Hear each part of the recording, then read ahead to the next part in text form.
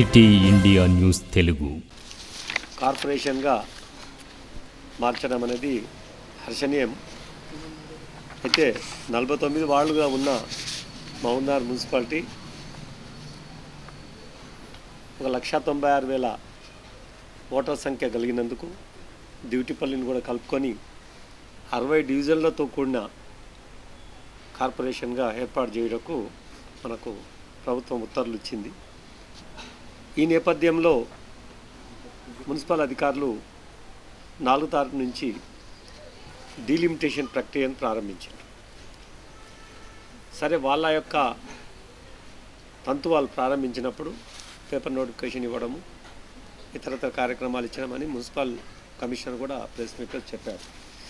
తీరా ఈ 60 వార్డులో ఏవైతే ఏర్పాటు చేయబోతున్న 60 డివిజన్లలో కానీ గతంలో ఉన్న 49 డివిజన్లలో కానీ ఎక్కడ కూడా ఏ మున్సిపల్ ఉద్యోగి కానీ ఎవరు కూడా వచ్చి అక్కడ స్థానికంగా ఉన్న సీనియర్ సిటిజన్లు కానీ చాలా మటుకు కాలనీలు ఏర్పాటు చేసినప్పుడు సొసైటీలు ఉంటాయి.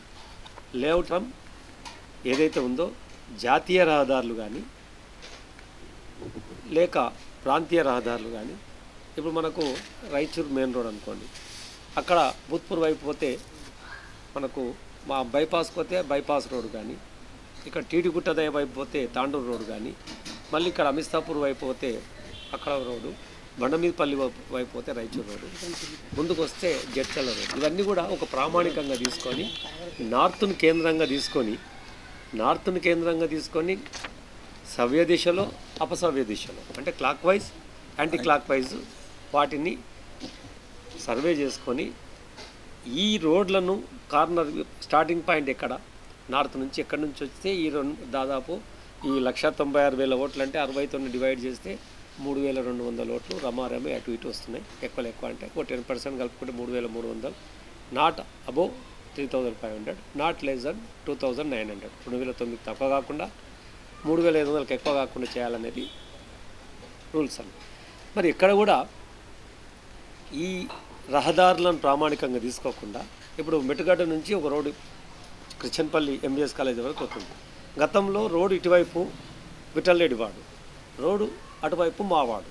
ఇప్పుడు ఏం చేసిండ్రు, ఆ రోడ్డు ఇటువైపు ఉన్న దానికి రామాలయం అనుకున్న మా ఇంటి నుంచి అవతలకేసి మెయిన్ రోడ్ను ఈ రోడ్డు తీసుకొని ఇక్కడేసి వెనకాల నలంద శాషాబుగుట్ట రోడ్డు ఉన్న వాళ్ళని తీసుకొచ్చి వెనకాలన్న మొత్తం ఒక 4-5 లైన్స్ తీసుకొచ్చి ఈ వాళ్ళు వేసిండ్రు. 4,900 ఓట్లు వచ్చినాయి ఒకతోన. 4,900 ఓట్లు అన్నప్పుడు 4,900 ఓట్లు అంటే మరి ఎట్లా వచ్చినాయి అవి? మీరు ఎట్లా చేసినా 3,200, 3,300 రావాలి. అంటే ఇక్కడ ఏమైందంటే ఒక ఆతృత స్టార్ట్ అయింది. మున్సిపల్ అధికారులకు ఆతృత స్టార్ట్ ఏమైందంటే మొత్తం ప్రభుత్వం ఘోరంగా విఫలమైంది కాబట్టి ఈ స్థానిక సంస్థల ఎన్నికలు పెట్టడమే కష్టమని మేఘాల మీద ఆడే ఇప్పుడు మీరు వచ్చిన అందరూ సర్కస్ డ్రిల్ చేసుకుంటూ వచ్చిన ఇప్పుడు మీరు ఇక్కడికి వచ్చినప్పుడు అన్నీ ఎక్కడైనా తవ్వుతున్నారు. ఎందుకంటే మేము అభివృద్ధి చేస్తున్నాం చూపిస్తున్నాం. ఇన్నేళ్ళు ప్రజల కష్టాలు పెట్టి ఎన్నికల తంతు ప్రారంభమవుతుంది కాబట్టి ఎలక్షన్స్ కనుక డేట్ వచ్చేసిందంటే నోటిఫికేషన్ వచ్చిందంటే ఈ ప్రక్రియ పూర్తి కావాలి. కాబట్టి కాంగ్రెస్ వాళ్ళు అధికారంలో ఉన్నాం కాబట్టి మేము ప్రజాపాలనలో ఫెయిల్ అయినాము. 6 గ్యారెంటీలు ఫెయిల్ అయినాయి. ఈ మహబూబ్నగర్ ఎమ్మెల్యే ఇచ్చిన 7వ గ్యారెంటీ కూడా ఫెయిల్ అయింది. అన్ని అక్రమ దందాలు అక్రమ కేసులు నడుస్తూనే ఉన్నాయి యథాప్రకారం. అంటే రాజకీయం పార్టీ మారింది కానీ దోపిడీ మారలేదు, జేబులు మారినవంతే. దోపిడీ మారలేదు, జేబులు మారినవంతే. కాకపోతే ఈ ఆగమేఘాల మీద ఏం చేస్తున్నారంటే మేము ఓడిపోతామనే భయం లోపల ఒక ప్రత్యేకమైన ఒక సామాజిక వర్గాన్ని ప్రతి వార్డులో ఒక 500-600 ఓట్లు లేనికి ఒక కుట్రపూరితమైన చర్యను ప్రారంభించారు. ఒకటే సామాజిక వర్గాన్ని, ఒక వర్గాన్ని అంటే డిసైడింగ్ ఫ్యాక్టర్గా ఒక 500 ఓట్లను అక్కడక్కడ వేసుకుంటూ పోతే ఏమవుతుందంటే ఖచ్చితంగా మేము గెలుస్తామని. ఇక్కడ ఇంకోటి ఏంటంటే ఏదైతే డివిజనల్ను విభజించి చేస్తున్న మ్యాప్ ఏదైతే ఉంటుందో ఆ మ్యాప్ను ఇది రహస్యంగా దాపెట్టాల్సిన అవసరం లేదు. దీన్ని ఖచ్చితంగా డిస్ప్లే చేయాల్సిన అవసరం ఉంది. మున్సిపల్లో కానీ ఇంకా ఇతరత్ర చోట్లలో డిస్ప్లే చేయాలి.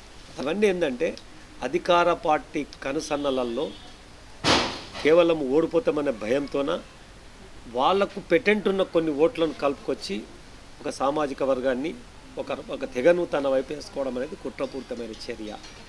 ఇంకోటి ఏమవుతుందంటే సీఎం పేషిలో ఒక 60 మంది సీఎం సామాజిక వర్గానికి సంబంధించిన ఆఫీసర్సే ఉన్నారు. కాబట్టి అక్కడ ఏమవుతుంది, మొత్తం ఒక ప్రక్రియ. ఈడ మున్సిపల్ కమిషనర్ కూడా ప్రజాప్రతినిధికి సంబంధించిన సామాజిక వర్గం కాబట్టి ఇక్కడ ఖచ్చితంగా అనుమానాలకు తావిస్తుంది. మేము తెలంగాణ బీసీ మహాసభ నుంచి మెట్టుకాడి శ్రీనివాస్, నేను వ్యవస్థాపక అధ్యక్షుని, జాతీయ అధ్యక్షుని, మేము డిమాండ్ చేస్తున్నది జిల్లా కలెక్టర్ని ఏంటంటే అఖిల పక్షాన్ని కూర్చోబెట్టాలి. అఖిల పక్షాన్ని కూర్చోబెట్టి ఏ వార్డుకి మీరు పోతున్నారో అక్కడ స్టార్టింగ్ పాయింట్ ఏంటి, మీరు ఎక్కడ పోయి 3300 ఓట్లకు నిబంధనల ప్రకారము క్లాక్ వైజ్ తీసుకపోతే ఎక్కడ ఎండ్ అవుతుంది మీ ఓటర్, మీ యొక్క సంఖ్య, అక్కడున్న లోకల్ వాళ్ళని ఇన్వాల్వ్ చేసి ఈ రకంగా మేము వార్డు తీస్తున్నాము. మీరు నమ్మరు, ఇప్పుడు ఒకటే కుటుంబము రోడ్ అవతల ఉంటే విడిపోవాల్సిన పరిస్థితి జరుగుతుంది. ఇప్పుడు రామచంద్రన్ చెప్తాడు జిల్లా అధ్యక్షుడు.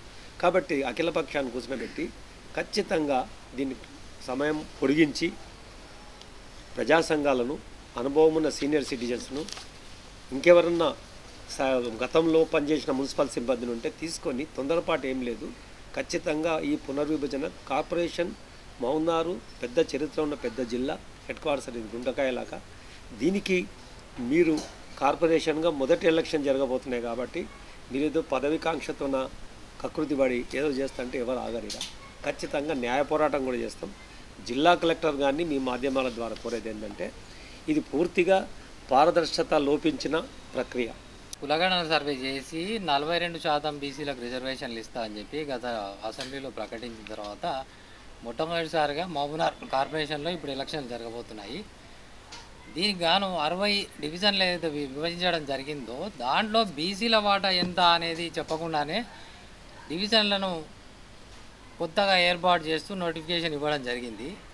ఇప్పుడు ఇదే విషయం మీద ప్రత్యేకంగా ఒక వర్గాన్ని పక్కలున్న వార్డులలో కలిపి దాంట్లో మెజారిటీని తీసుకొని వచ్చి ఆ మెజారిటీ వాళ్ళే గెలిచేటట్లు చేసి ఇప్పటివరకు ఏదైతే ఈ బీసీ కాన్స్టిట్యున్సీలో ఉన్న మున్సిపల్ చైర్మన్లను కూడా ఎలివేట్ చేసే ఒక కుట్ర జరుగుతున్నది అని చెప్పి మాకు ఈ గత నోటిఫికేషన్ చూస్తే మాకు అనుమానం కలుగుతున్నది. ముఖ్యంగా ఏమంటే ఎక్కడైతే బీసీలు అత్యధికంగా ఉన్నారో వాళ్ళలోకి ఒక సామాజిక వర్గాన్ని పంపించి అక్కడ వాళ్ళని వీక్ చేస్తున్నారా అనేది ఒక అనుమానము. ఇది శాస్త్రీయంగా చేసినట్టు ఎక్కడ కూడా మనకి ఈ డివిజన్ల పరిధిలో విభజన కనబడడం లేదు. కాకపోతే ఎప్పుడైనా సరే ప్రభుత్వాలు ప్రజలకు నమ్మకంగా ఉండాల్సిన అవసరం ఉన్నది. ఇక్కడ ఎక్కడ కూడా అటువంటి నమ్మకం కనబడడం లేదు మనకు. దీన్ని కలెక్టర్ గారు ప్రత్యేక చొరవ తీసుకొని ఏదైతే వార్డులలో బలవంతంగా పక్క వార్డుల నుంచి తీసుకొచ్చి ఓటర్లను కలిపి అక్కడ ఉన్న బీసీలను వీక్ చేయడం ఏదైతే కనబడుతుందో దానిపైన ప్రత్యేక విచారణ చేసి తర్వాత ఈ నోటిఫికేషన్ రద్దు చేసి మరొక నోటిఫికేషన్ వేసి ప్రజా సంఘాలను, సీనియర్ సిటిజన్స్ను, అఖిల పక్షాలను, ఏదైతే పర్టికులర్ వార్డులలో ఉండే ఆ ఏరియా సీనియర్ సిటిజన్స్ను అక్కడ ఉన్న వాళ్ళను మున్సిపల్ సిబ్బందితో మమేకం చేసి వాళ్ళని డివిజన్లను క్లియర్గా కట్ చేసి చూపిస్తే ఇది న్యాయబద్ధంగా కరెక్ట్గా జరిగే అవకాశం ఉంది. అంతేగాని ఉన్న బీసీలకు ఉన్న ఈ ఒక్క స్థానాన్ని కూడా మొత్తానికి తుడిచిపారేసేటట్లు రేపు నాడు మున్సిపల్ చైర్మన్గా ఎవరు కాబోతున్నారు అంటే చెప్పుకోవడానికి కూడా రానట్లే పొజిషన్ తీసుకొస్తారా, ఉన్న బీసీలను కూడా రిజర్వేషన్లను కూడా సంకనాకిస్తారా అనేది ఒక పెద్ద డౌట్ ఉంది. దీని మీద ప్రతి ఒక్కరు ప్రజాప్రతినిధులే కాదు అధికారులు కూడా సమాధానం చెప్పాల్సిన అవసరం ఉన్నది.